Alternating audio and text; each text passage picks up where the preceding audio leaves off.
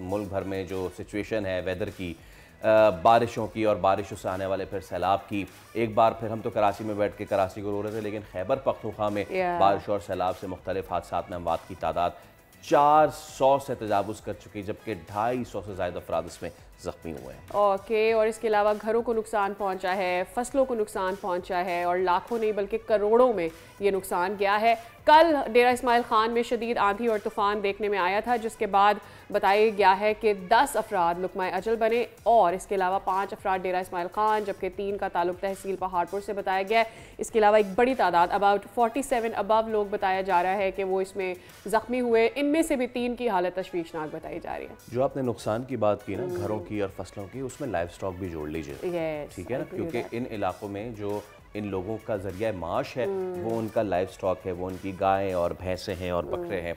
कल हमने देखा कालीदास जो गांव था गिजर वाला, वो जब दबा है तो उसके बाद जब पानी थोड़ा नीचे हुआ है तो मवेशी मरे हुए हैं, बिल्कुल उसी तरह जिस तरह खैबर पख्तूनख्वा में ये सारी चीज़ें हुई थी। और अब सारी जैसे कि कि ये सॉर्ट ऑफ टूरिज्म सीज़न था, इस पर भी बात करनी बहुत ज़रूरी है कि क्या बदलते वेदर के साथ अब टूरिज्म का सीज़न भी बदलना चाहिए। बहुत मुश्किलात पेश आई हैं इस बार सयाहों को, मेरे ख्याल से इतनी मुश्किलात पहले कभी पेश नहीं आई थी। जो वहाँ मकामी इन बारिशों की वजह से, मकामी टूरिज्म की वजह से उनका जो बिजनेस का नुकसान हुआ है। I have been talking to some people above in Ayubia, Murree, इधर उधर, और जो ड्राई फ्रूट्स हैं उसमें कीड़ा लग गया बिकॉज ऑफ द नमी, और ये वेदर उनके लिए वो आदी नहीं है कि इतना लंबा ये चलेगा ये वेट सीजन, और उसकी वजह से लोग खरीद भी नहीं रहे, तो वो सारा नुकसान भी है। अच्छा, तो हम ज़रा सिचुएशन ओवरऑल जानने की कोशिश शुरू करते हैं और पाकिस्तान के शिमाल से आगाज़ करते हैं। तर्जुमान गिलगित बल्तिस्तान फैजुल्लाह फराख हमारे साथ मौजूद हैं। फैज़ साहब अस्सलाम वालेकुम, बहुत शुक्रिया आपके वक्त के लिए। कितने लोग बेघर हुए हैं अंदाज़न, और फिर जिनको आप कह रहे हैं कि खैमा बस्तियों में मूव किया गया है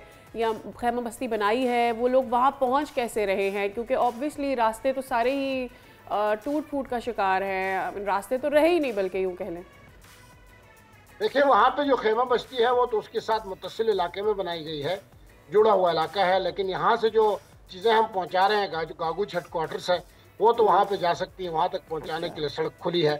उससे आगे सड़क ब्लॉक है, यासीन और दीगर इलाकों के लिए इस वक्त बिल्कुल राब्ते नहीं है, सड़क बहाल है। 48 घंटों में मुमकिन हो सड़क वहाँ खुल जाए, क्योंकि चीफ सेक्रेटरी गिलगित बल्तिस्तान ने भी वहाँ का विजिट किया है, सेक्रेटरी CNW भी वहाँ पे मौजूद हैं, डिजास्टर मैनेजमेंट के DG भी मौजूद हैं, तमाम अफसरान को वहाँ डिप्लॉय किया गया है, वहाँ पे इमदादी कार्रवाइयाँ जारी है। वहाँ जो लोग हैं जो वहाँ से डिस्प्लेस हुए हैं, उनकी तादाद 300 में बनती है, फैमिली जो बनती है वहाँ पे वो डिस्प्लेस हुए हैं, उनके लिए छत तले ज़िंदगी गुजारने पर मजबूर है।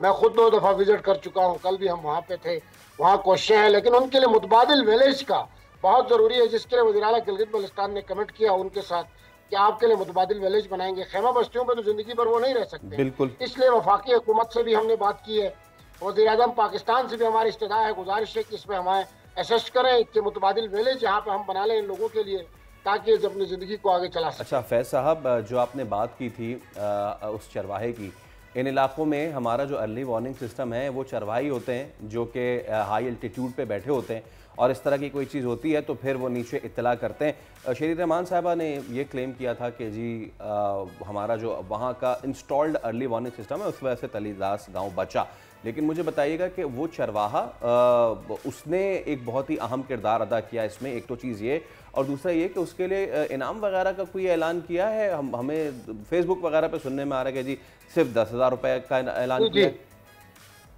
नहीं, वो 10,000 तो किसी पुलिस DIG ने दिया है, वो गवर्नमेंट ऑफ गिलगित बल्तिस्तान की तरफ से नहीं है। अच्छा, ये जो मामला है यहाँ पे अर्ली वार्निंग सिस्टम का, तो अर्ली वार्निंग सिस्टम यहाँ पे 300 घाटियाँ और वादियाँ हैं, वहाँ पे 2 जगहों पे भी है, लेकिन वहाँ गैर फाल है, तो अर्ली वार्निंग सिस्टम यहाँ पे है नहीं।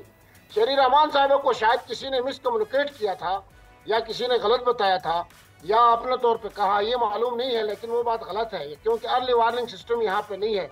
अर्ली वार्निंग सिस्टम फाल नहीं है, गिलगित बल्तिस्तान में मेजॉरिटी इलाकों में फाल नहीं है, 90% इलाकों में अर्ली वार्निंग सिस्टम फाल नहीं है, जिसकी वजह से खदशात हैं। लेकिन अल्लाह ताला ने देखे बचाना था इन लोगों को, इन चरवाहों की मदद ली। 3 चरवाहे थे, उनकी नीचे आबादी भी थी, उनके घर भी कालीदास में मौजूद थे, उन्होंने बर वक्त इतला दी। और आप हैरत होगी इस बात पे आपको कि यहाँ पे वो जो लोग हैं वो हमें कहते हैं, मैं खुद चरवाहों से पैदल चल के जाके उनके घरों में मिला हूँ 3 घंटे पैदल चल के, उन्होंने खुद ये कहा कि दिन का टाइम यहाँ कोई मोबाइल सिग्नल नहीं था, और रात एशिया के टाइम तक 20 मोबाइल सिग्नल नहीं थे।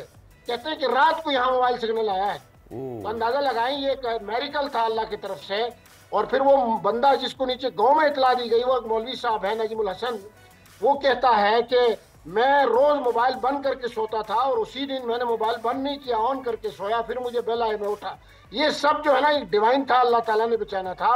उन्होंने होशियारी थी, अल्लाह ने उनकी तौफीक में डाला, होशियारी किया, ईमानदारी किया।